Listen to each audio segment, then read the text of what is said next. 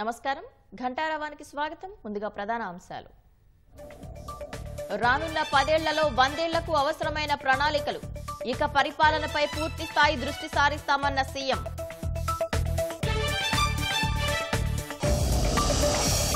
రైతు రుణమాఫీపై బ్యాంకర్ల సమితితో చర్చిస్తున్నామన్న రేవంత్ ఏపీతో సఖ్యతగా ఉండి సమస్యలు పరిష్కరించుకుంటామని వెల్లడి పట్టభద్రుల ఎమ్మెల్సీ ఉప ఎన్నికపై నేడు కేటీఆర్ సమావేశం నల్గొండ వరంగల్ ఖమ్మం జిల్లాల ప్రజాప్రతినిధులతో భేటీ ఏపీలోని పల్నాడు జిల్లాలో టిప్పర్ను ఢీకొని దగ్ధమైన ట్రావెల్స్ బస్సు 20 మందికి గాయాలు 6కు చేరిన మృతుల సంఖ్య రాజస్థాన్ కొలిహాన్ జిల్లాలోని రాగి గనిలో కూలిన లిఫ్ట్ చిక్కుకున్న 14 మంది అధికారులు సాగుతున్న రక్షణ చర్యలు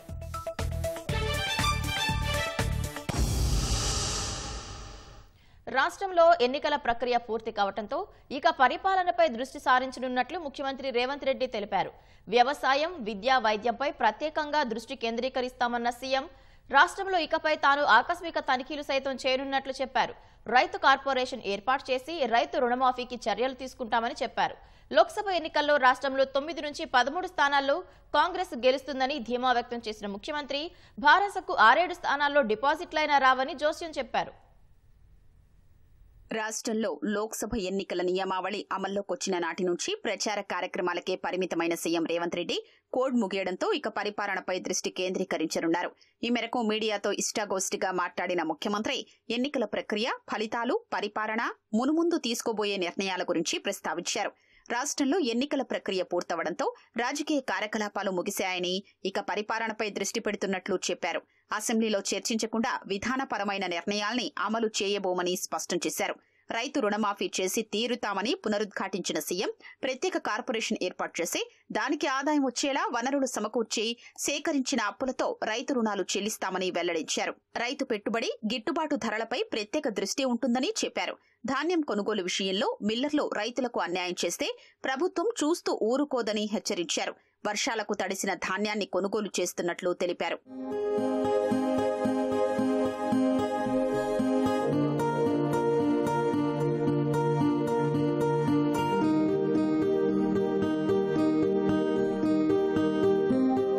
పాఠశాలల పునఃప్రారంభం దృష్ట్యా విద్యార్థులకు పుస్తకాలు, యూనిఫామ్, ఇతరత్రా మౌలిక సౌకర్యాల కల్పనపై అధికారులతో సమీక్ష నిర్వహించి తక్షణ చర్యలు తీసుకోవాల్సి ఉందని సీఎం తెలిపారు. పాఠ్యాంశాల విషయంలో కమిషన్ వేస్తామని, అధ్యయనం తర్వాతే నిర్ణయం తీసుకుంటామని చెప్పారు. ఏదైనా విధానపరమైన నిర్ణయాలు తీసుకోవాల్సి ఉంటే అఖిలపక్షం సమావేశం ఏర్పాటు చేసి చర్చిస్తామని, లేదంటే అసెంబ్లీలో చర్చించి నిర్ణయం తీసుకుంటామని చెప్పారు.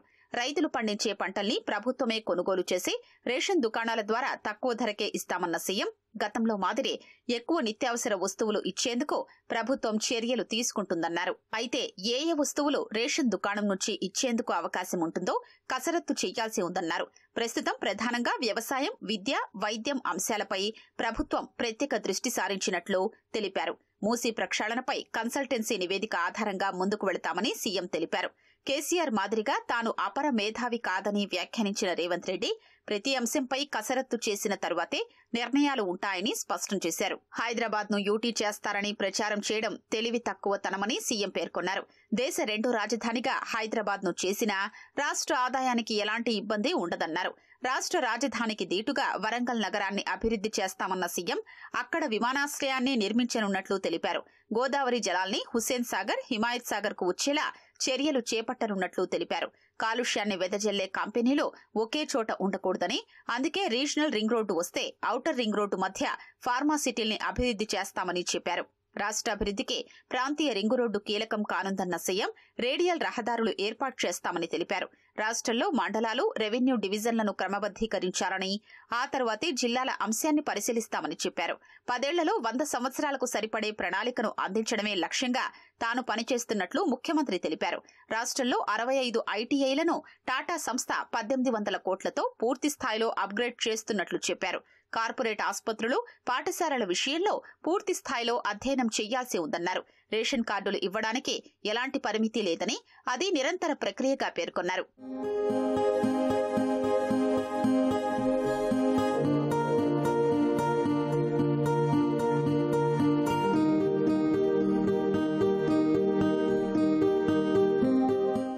కేంద్రంలో భాజపాకు 220కి 10 అటో ఇటో సీట్లొస్తాయని ముఖ్యమంత్రి రేవంత్ రెడ్డి జోస్యం చెప్పారు. కంటోన్మెంట్ ఉప ఎన్నికలో కనీసం 20,000 మెజారిటీతో కాంగ్రెస్ గెలుస్తుందని అంచనా వేశారు. రాష్ట్రంలోని 17 లోక్సభ నియోజకవర్గాల్లో 9 నుంచి 13 స్థానాల వరకు తమ పార్టీ కైవసం చేసుకుంటుందని సీఎం జోస్యం చెప్పారు. భారాసాకు 6-7 చోట్ల డిపాజిట్లైన రావన్న రేవంత్ రెడ్డి మెదక్లో భాజపా 3వ స్థానంలో ఉంటుందన్నారు. ఏ పార్టీకి ఆ పార్టీ పనిచేసి ఉంటే ఎన్ని స్థానాలొస్తాయనేది సులభంగా అంచనా వేయొచ్చని, చాలా చోట్ల భారాసా శ్రేణులో భాజపా కోసం పనిచేశాయన్నారు. కొందరు కావాలని విద్యుత్ అంతరాయం సృష్టిస్తున్నట్లు తమ దృష్టికి వచ్చిందన్న సీఎం భారాసా నేత హరీష్ రావు ఒక మెకానిజం ఏర్పాటు చేశారని ఆరోపించారు. ఎన్నికల వేళ ప్రభుత్వానికి చెడ్డ పేరు తేవాలని ప్రయత్నించారని, అలాంటి వారిపై ఎఫ్ఐఆర్లు సైతం నమోదు చేస్తున్నట్లు చెప్పారు. ఆంధ్రప్రదేశ్లో ఎవరు ముఖ్యమంత్రి అయినా వారితో వైరం ఉండదని సీఎం రేవంత్ రెడ్డి స్పష్టం చేశారు. మంచి వాతావరణంలో ఇరు రాష్ట్రాల సమస్యల పరిష్కారానికి కృషి చేస్తారని, తెలంగాణ ప్రయోజనాలే తమకు ముఖ్యమని చెప్పారు. లోక్సభ ఎన్నికల ప్రచారంలో భాగంగా ఉప ముఖ్యమంత్రి భట్టి విక్రమార్క నిన్న రాత్రి ఢిల్లీ బయలుదేరి వెళ్లారు. నేడు రాహుల్ గాంధీతో కలిసి ఒడిశా రాష్ట్రంలోని బోలంగిరి లోక్సభ పరిధిలో ప్రచారం నిర్వహించనున్నారు. ఈ ఉదయం ఢిల్లీ నుంచి రాహుల్ గాంధీతో కలిసి ప్రత్యేక విమానంలో భట్టి విక్రమార్క బోలంగిరి లోక్సభ స్థానానికి చేరుకోనున్నారు. ఇప్పటికే ఒడిశా రాష్ట్రంలో భట్టి విక్రమార్క 3 దఫాలుగా ప్రచారం నిర్వహించారు. కటక్లో 1 రోజు, భువనేశ్వర్లో 2 రోజుల పాటు, రాయగడ పార్లమెంటు పరిధిలో 2 రోజుల పాటు భట్టి ఇప్పటికే ప్రచారం నిర్వహించారు. తాజాగా 4వసారి ఒడిశా రాష్ట్రంలోని బోలంగిరి పార్లమెంటు పరిధిలో ప్రచారం నిర్వహించనున్నారు. వరంగల్, ఖమ్మం, నల్గొండ పట్టభద్రుల ఎమ్మెల్సీ కాంగ్రెస్ అభ్యర్థిగా పోటీ చేస్తున్న తనను ఓడించేందుకు కేటీఆర్ విశ్వ ప్రయత్నాలు చేస్తున్నారని తీన్మార్ మల్లన్న ఆరోపించారు. నల్గొండ జిల్లా నకరేకల్లో నిర్వహించిన పట్టభద్రుల ముఖ్య కార్యకర్తల సమావేశంలో స్థానిక ఎమ్మెల్యే వేముల వీరేశంతో కలిసి తీన్మార్ మల్లన్న పాల్గొన్నారు. భారీ మెజారిటీతో తనను గెలిపించాలని విజ్ఞప్తి చేశారు.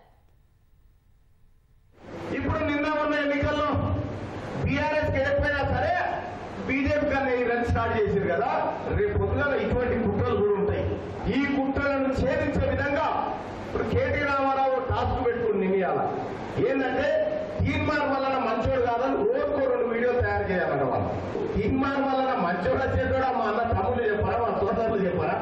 ఎట్టి పరిస్థితిలో తీన్మార్ వలన ఎమ్మెల్సీ కావద్దని చెప్పి కేటీ రామారావు ఆశ పెట్టుకొని తిరుగుతారు.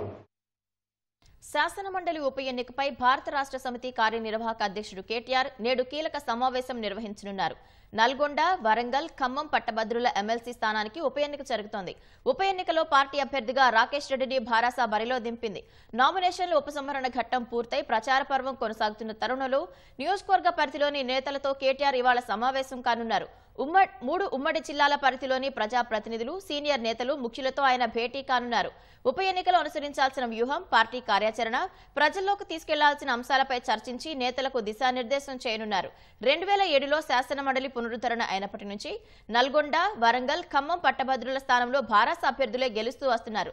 ఎమ్మెల్యేగా ఎన్నికైన పల్లా రాజేశ్వరరెడ్డి రాజీనామాతో ఉప ఎన్నిక వచ్చింది. మారిన రాజకీయ పరిస్థితుల్లో ఆ స్థానాన్ని నిలబెట్టుకోవడం భారాసకు సవాల్ కూడుకుంది. దీంతో ఉప ఎన్నికకు సంబంధించిన అన్ని అంశాలపై కేటీఆర్ నేతలతో చర్చించనున్నారు. ప్రధాని మోదీ రాజకీయ ప్రయాణం ముస్లిం వ్యతిరేకమని ఎంఐఎం అధినేత అసదుద్దీన్ ఓవైసీ విమర్శించారు. ఈ ఎన్నికల్లో మోదీ షాద్వయం ముస్లింలపై లెక్కలేనన్ని విష ప్రచారాలు చేసిందని ఆరోపించారు. ప్రధాని మోదీపై అసదుద్దీన్ ఎక్స్ వేదికగా విమర్శలు గుప్పించారు. మోదీ గతంలో తన ప్రసంగంలో ముస్లింలు చొరబాటుదారులని, అధిక సంతానం ఉన్నవారని మాట్లాడారని, ఇప్పుడేమో అసలు తాను ముస్లింల గురించి మాట్లాడలేదని అంటున్నారని అసద్ అన్నారు. ఈ తప్పుడు క్లారిఫికేషన్ ఇచ్చేందుకు కూడా ఎందుకు ఇంత సమయం పట్టిందని ప్రశ్నించారు.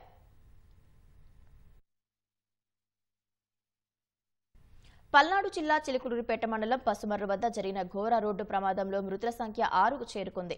ప్రైవేటు ట్రావెల్స్ బస్సును టిప్పర్ ఢీకొనడంతో ఈ దుర్ఘటన జరిగింది. ప్రమాదంలో బస్సులో మంటలు చెలరేగి బస్సు పూర్తిగా దగ్ధమైంది. డ్రైవర్ మద్యం సేవించడం వల్లే ప్రమాదం జరిగిందని గాయపడ్డ ప్రయాణికుడు తెలిపారు. క్షతగాత్రులను చిలుకలూరుపేట ఆసుపత్రికి తరలించారు.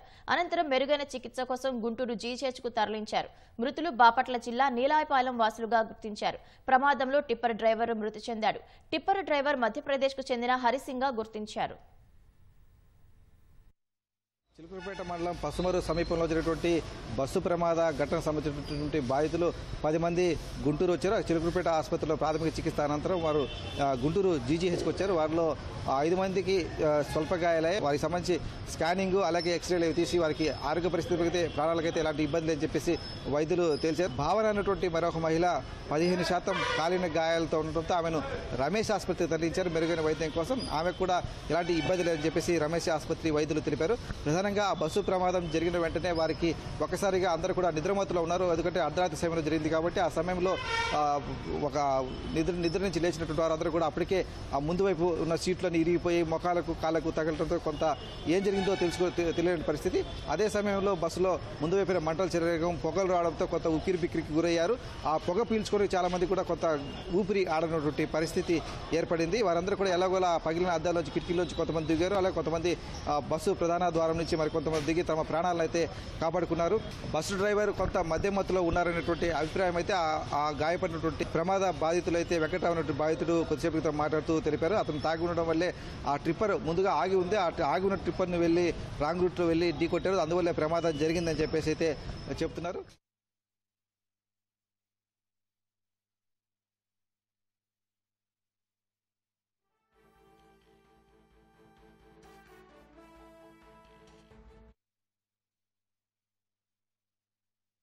ఎస్టాబ్లిష్ అవ్వాల్సింది. దీంట్లో పోస్ట్ మార్టం కూడా కండక్ట్ చేస్తున్నాం. దాంట్లో మనకి ఎవరో అజాగ్రత్త వల్ల ఇది జరిగింది ఏంటి అన్నది ఫర్దర్ దర్యాప్తులో మనకి తేలుతుంది. మృతులను ఇంతవరకు 4 గుర్తించాం. టిప్పర్ డ్రైవరు అతను మధ్యప్రదేశ్కి చెందినవాడు. ఈ రోడ్ వర్క్స్ అయితే ఇక్కడ జరుగుతున్న రోడ్ వర్క్స్లో అతను ఉన్నాడు డ్రైవర్గా. అదేవిధంగా ఒకే ఫ్యామిలీకి చెందిన భార్య భర్త మధ్య వాళ్ళ యొక్క మనవరాలు 3 చనిపోయారు. ఇంకొక 2 బస్సు డ్రైవరు మరి ఇంకొక ప్యాసింజర్ యొక్క వివరాలు తెలియవలసి ఉంది. వాళ్ళ యొక్క బంధువులు వస్తున్నారు. వచ్చిన తర్వాత వాళ్ళ యొక్క ఐడెంటిటీ ఎస్టాబ్లిష్. ఇక్కడ లైటింగ్ అది లేదు. కొత్తగా రోడ్డు ఫామ్ చేస్తున్నారు. దానివల్ల ఆపోజిట్ డైరెక్షన్లో ఇది గుద్దుకున్నట్టుగా ఉంది. మొత్తం ఈ బస్సులో అయితే 42 మంది ప్రయాణికులు ఉన్నారని, ఇప్పటి వరకు అయితే మొత్తం 6 చనిపోయినట్టు గుర్తించినప్పటికీ అందులో 4 మాత్రం వారి పేర్లు కానీ వాళ్ళ వ్యక్తులను గుర్తించామని మరొక 2 పేర్లు గుర్తించాల్సిందని చెప్పి కూడా డిఎస్పీ తెలుపుతున్నారు. ఏదైనప్పటికీ అంటే చిన్న ఈ రాత్రి సమయంలో ఇక్కడ వీధి దీపాలు లేకపోవడం, కొంత 2 బళ్ళు వాహనాలు ఎదురెదురుగా రావడం వల్ల కూడా ఈ ప్రమాదం జరిగిందని చెప్పి కూడా పోలీసులు తెలుపుతున్నారు. ఇప్పుడు కొంతమంది ఇంకా గుంటూరు జీజీహెచ్లో అదేవిధంగా ప్రైవేట్ హాస్పిటల్లో వైద్య చికిత్స పొందుతున్నారు. ఏదైనప్పటికీ ఇట్లా ఒక్క కుటుంబంలో 3 అదేవిధంగా మిగతా ఉపాధి కోసం వచ్చిన మరో 3 ఇట్లా వికట జీవులుగా మారటం ప్రమాదంలో అందరూ కూడా ఒక రకమైన దిగ్భ్రాంతి వ్యక్తం చేస్తున్నారు. కెమెరామెన్ ఆలీతో వీరాంజనేయులు, ఈటీవీ న్యూస్, పల్నాడు జిల్లా. వరంగల్ జిల్లా నల్లబెల్లి మండలంలో ఈదురుగాలులతో కురిసిన వర్షం బీభత్సం సృష్టించింది. గాలివానకు కొన్ని ఇళ్లపైన రేకులు ఎగిరిపోయాయి. భారీ వృక్షాలు నేల కొరిగాయి. అలాగే కరెంటు స్తంభాలు విరిగిపడటంతో పలు గ్రామాల్లో విద్యుత్ సరఫరా నిలిచిపోయింది. మేడపల్లి, రాంపూర్తో పాటు వివిధ గ్రామాల్లో గంటపాటు కురిసిన వడగళ్ల వానకు చేతికి వచ్చిన వందలాది ఎకరాల వరి నేల కొరిగి నీట మునిగింది. దీంతో తమకు తీవ్ర నష్టం వాటిల్లిందని బాధిత రైతులు ఆవేదన వ్యక్తం చేశారు. హైదరాబాద్లోని నెహ్రూ జూలాజికల్ పార్కులో అభిమన్యు అనే తెల్లపులి మృతి చెందింది. ఏడాది కాలంగా అనారోగ్యంతో బాధపడుతున్న తెల్లపులి చికిత్స పొందుతూ చనిపోయింది. తెల్లపులి వయసు 9 సంవత్సరాలు కాగా నెహ్రూ జూలాజికల్ పార్కులోనే జన్మించింది. గతేడాది నుంచి మూత్రపిండాల వ్యాధితో బాధపడుతున్న తెల్లపులి మంగళవారం తుది శ్వాస విడిచింది. హైదరాబాద్లోని వీబీఆర్ఐ, సివిఎస్సి వెటర్నరీ నిపుణుల సమక్షంలో పోస్టుమార్టం నిర్వహించి పులికి అంత్యక్రియలు నిర్వహించారు. పులి మృతి పట్ల జూ అధికారులు, కార్మికులు తీవ్ర సంతాపం వ్యక్తం చేశారు. దేశంలో మొక్కజొన్న పంట సాగు, ఉత్పత్తి, ఉత్పాదకత పెంపుపై కేంద్రం ప్రత్యేక దృష్టి సారించింది. పెట్రోల్కు ప్రత్యామ్నాయంగా ఇథనాల్ వినియోగంపై ప్రభుత్వం దృష్టి సారించిన తరుణంలో హైదరాబాద్లో జరిగిన జాతీయ సదస్సులో మొక్కజొన్న సాగు పెంపుపై శాస్త్రవేత్తలు మేధోమథనం చేశారు. దేశంలో భవిష్యత్తు అవసరాల దృష్ట్యా 2025 నాటికి పెట్రోల్లో 20% ఇథనాల్ కలిపి వాహనాలు వినియోగించేందుకు నిర్దేశిత లక్ష్యానికి అనుగుణంగా ఈ సదస్సులో చర్చ జరిగింది. భారతదేశంలో ప్రధాన ఆహార పంట వరి, గోధుమల తరువాత 3వ ప్రధాన పైరైన మొక్కజొన్న ఆహారం, ఫీడ్, పశుగ్రాసం, పెద్ద సంఖ్యలో పారిశ్రామిక ఉత్పత్తుల ముడి పదార్థంగా బహువిధ వినియోగానికి అత్యంత విలువైందిగా నిలుస్తోంది. ప్రపంచవ్యాప్తంగా 170 కంటే ఎక్కువ దేశాల్లో 188 మిలియన్ హెక్టార్ల విస్తీర్ణంలో సాగుతున్న ఈ పంట చైనాలో అత్యధికంగా పండిస్తున్నారు. 2005 నుంచి భారతదేశం 9.89 మిలియన్ హెక్టార్లలో మొక్కజొన్న సాగు ద్వారా విస్తీర్ణంలో 4వ స్థానంలో ఉంది. శిలాజ ఇంధనాల వాడకం తగ్గించే చర్యల్లో భాగంగా ఇథనాల్ ఉత్పత్తిపై కేంద్ర సర్కార్ ప్రత్యేక దృష్టి సారించింది.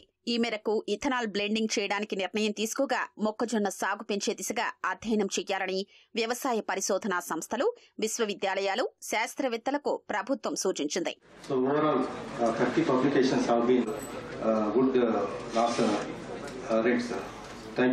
ప్రభుత్వ సూచనల మేరకు హైదరాబాద్ రాజేంద్రనగర్లోని ప్రొఫెసర్ జయశంకర్ వ్యవసాయ విశ్వవిద్యాలయం, భారత మొక్కజొన్న పరిశోధనా సంస్థ ఆధ్వర్యంలో 3 రోజుల పాటు జరిగిన 67వ జాతీయ మొక్కజొన్న సదస్సు విజయవంతంగా ముగిసింది.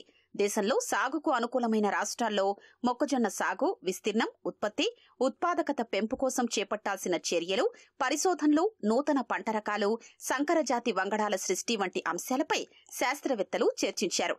భవిష్యత్ అవసరాలకు తగ్గట్టుగా అధునాతన సాంకేతిక పరిజ్ఞానం వినియోగించుకుంటూ వాతావరణ మార్పుల్ని తట్టుకునే వంగడాల సాయంతో మొక్కజొన్న ఉత్పత్తి, ఉత్పాదకత అధికం చేయాల్సిన అవసరముందని శాస్త్రవేత్తలు అభిప్రాయపడ్డారు. ఈ మొక్కజొన్నని మనం కోళ్ల దాణాగా వాడుతూ ఉంటాము. దాన్ని డిస్టర్బ్ చేయకుండా ఇథనాల్ని కూడా ఏ రకంగా బ్లెండింగ్ చేయాలనే దాని మీద కూడా మేధో మదనం ఈ వర్క్ షాప్ ద్వారా జరుగుతుంది. మనకు మొక్కజొన్న సాగు అనేది చాలా ప్రధానంగా పెరిగే అవకాశం ఉంది. ఎందుకంటే రోజు రోజుకి మనకు నీటి వనరులు తగ్గుతూ ఉన్నాయి.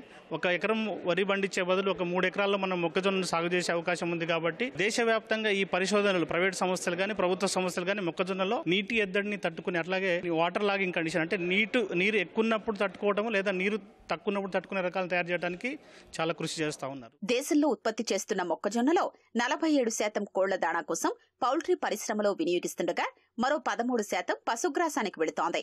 స్టార్చ్ పరిశ్రమ మొక్కజొన్నలో దాదాపు 14% వినియోగిస్తోంది. దశాబ్దాలుగా మొక్కజొన్నను ప్రత్యక్ష ఆహారంగా ఉపయోగించడం గణనీయంగా తగ్గగా ఇటీవల 13% పెరిగింది. Sweet corn, baby corn, popcorn రూపంలో దీని వాడకం ఇటీవల గణనీయంగా పెరిగింది. పౌల్ట్రీ డిమాండ్తో పాటు 2025 నాటికి పెట్రోల్లో 20% ఇథనాల్ కలిపి వాడాలని కేంద్ర పెట్రోలియం మంత్రిత్వ శాఖ నిర్ణయించిన దృష్ట్యా ప్రస్తుతమున్న వార్షిక ఉత్పత్తి మరింత పెంచాల్సి ఉందని శాస్త్రవేత్తలు అభిప్రాయపడుతున్నారు. 2025 సంవత్సరం లోపు దేశంలో ఈ 20% ఇథనాల్ పెట్రోల్లో ఉపయోగించాలన్నది ముఖ్యమైనటువంటి ప్రతిపాదన. దానిలో భాగంగా ఇప్పుడున్నటువంటి వివిధ పంటలు తీసుకుంటే చెరకు కానీ లేదనంటే బ్రోకెన్ రైస్ గ్రేస్ అంటే నూక అయినటువంటి వరి ధాన్యాన్ని కానీ ఉపయోగిస్తే కొన్ని సమస్యలు ఉన్నాయి. కాబట్టి మొక్కజొన్న పంటని సంబంధించినటువంటి ధాన్యాన్ని ఫీడ్ స్టాక్ అంటే ఇథనాల్కి వాడేదానికి ఒక ముఖ్యమైనటువంటి రా మెటీరియల్గా ఈ మధ్య గుర్తించడం జరిగింది. దానిలో భాగంగా రాబోయే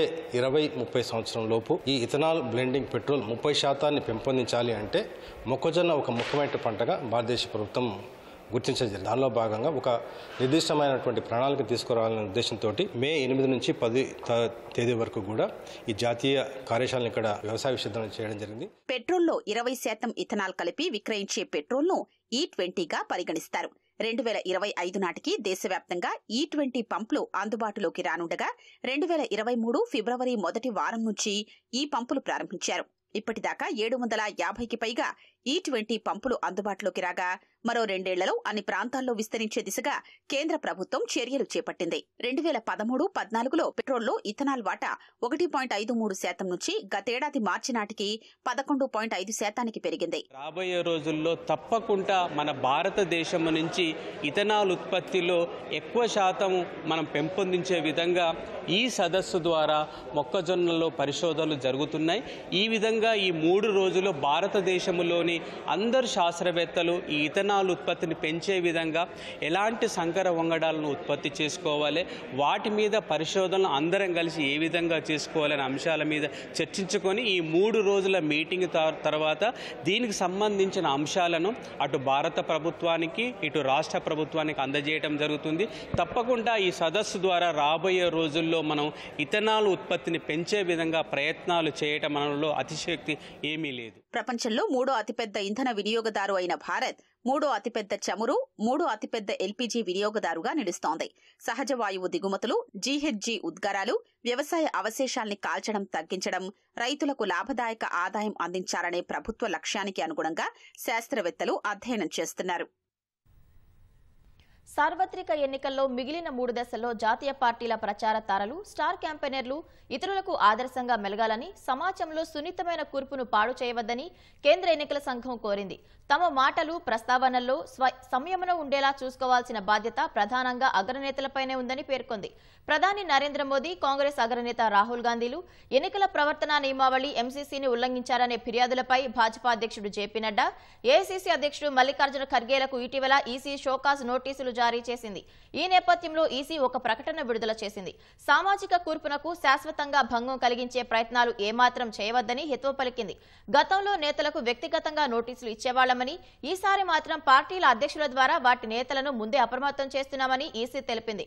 మార్చి 16న ఎన్నికలు తేదీలు ప్రకటించినప్పటి నుంచి వచ్చిన ఫిర్యాదుల్లో 90% పరిష్కరించినట్లు పేర్కొంది. కులం, మతం, ప్రాంతీయ భాషాపరమైన విభజన, రాజ్యాంగ పవిత్రతలకు సంబంధించి కాంగ్రెస్, భాజపా నుంచి వచ్చినవి మినహా ప్రధాన ఫిర్యాదులేవీ పెండింగ్లో లేవని తెలిపింది. కాంగ్రెస్ 170, భాజపా 95, ఇతరులు 160 ఫిర్యాదులు దాఖలు చేయగా వాటిలో దాదాపు అన్ని పరిష్కరించామని చెప్పింది.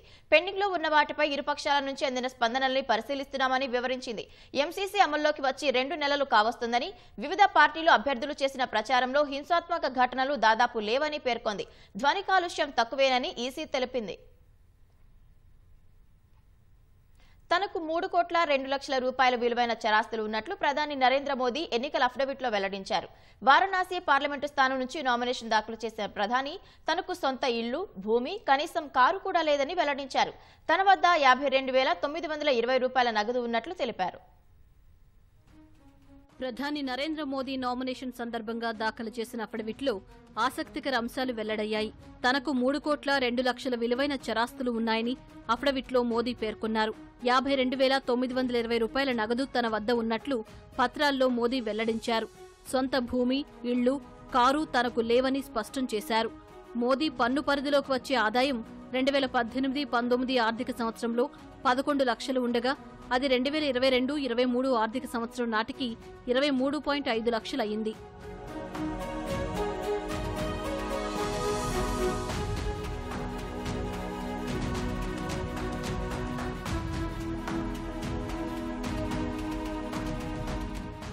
ప్రధాని మోదీకి స్టేట్ బ్యాంక్ ఆఫ్ ఇండియాలో 2 ఖాతాలు ఉన్నాయి.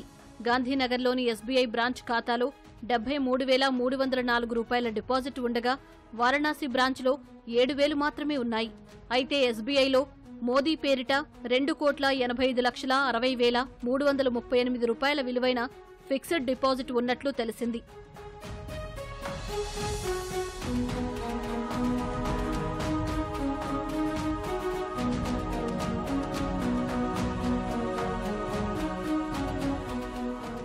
$2,67,750 రూపాయల విలువైన 4 బంగారు ఉంగరాలు మోదీకి ఉన్నాయి.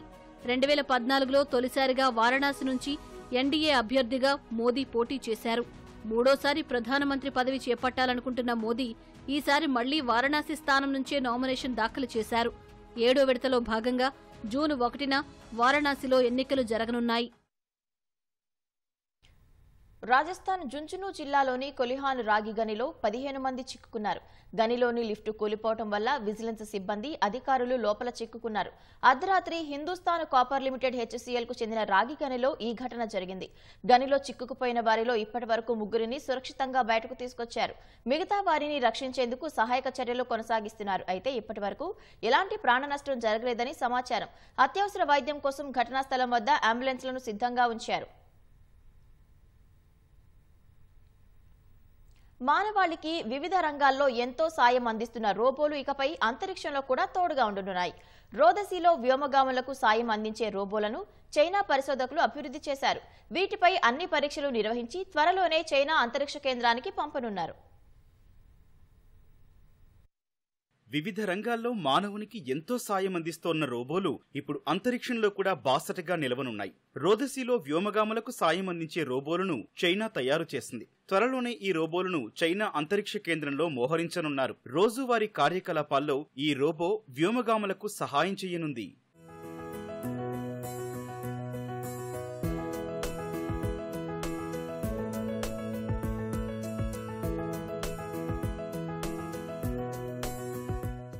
చైనీస్ స్టార్స్ అని పేరు పెట్టిన ఈ రోబోట్లను aerospace robotic research centre, Huzhou research institute, Zhejiang University పరిశోధకులు రూపొందించారు. కార్గోను ఒక ప్రదేశం నుంచి మరో ప్రదేశానికి తరలించడానికి, అంతరిక్ష కేంద్రంలో పనితీరును మెరుగుపరుచుకునేందుకు వీటిని వినియోగించనున్నారు. ప్రస్తుతం ఈ రోబోలు పరిశోధనశాలల్లో అభివృద్ధి దశలో ఉన్నట్లు పరిశోధకులు తెలిపారు. త్వరలోనే ఇవి వ్యోమగాములకు అందుబాటులోకి వస్తాయని వెల్లడించారు.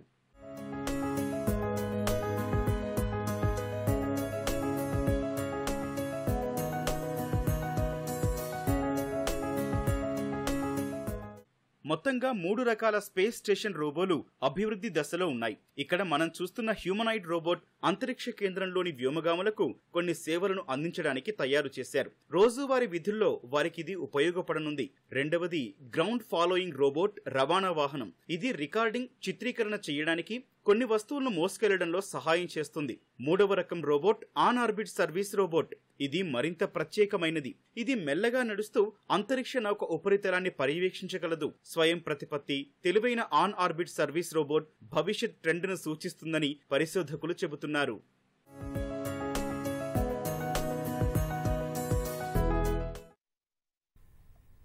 2 దశాబ్దాలలో ఎన్నడూ చూడని శక్తివంతమైన సౌర తుపాను భూమిని తాకడంతో ప్రపంచవ్యాప్తంగా పలు ప్రాంతాల్లో ఆకాశంలో అరోరాలు ఏర్పడుతున్నాయి. కొన్ని రోజులుగా ఉత్తర చైనాలోని పలు ప్రాంతాల్లో ఆకాశం వివిధ రంగుల్లో దర్శనమిస్తోంది. తాజాగా మోహే నగరంలోని బీజీ గ్రామంలో ఆకుపచ్చ, ఎరుపు, ఊదా రంగుల్లో అరోరా కనువిందు చేసింది. సౌర తుపాను వల్ల అమెరికాతో పాటు ఉత్తరార్ధగోళంలోని Austria, Germany, Slovakia, Switzerland, Denmark, పోలాండ్లోని ఎగువ ప్రాంతాల్లో అరోరాలు ఏర్పడ్డాయి.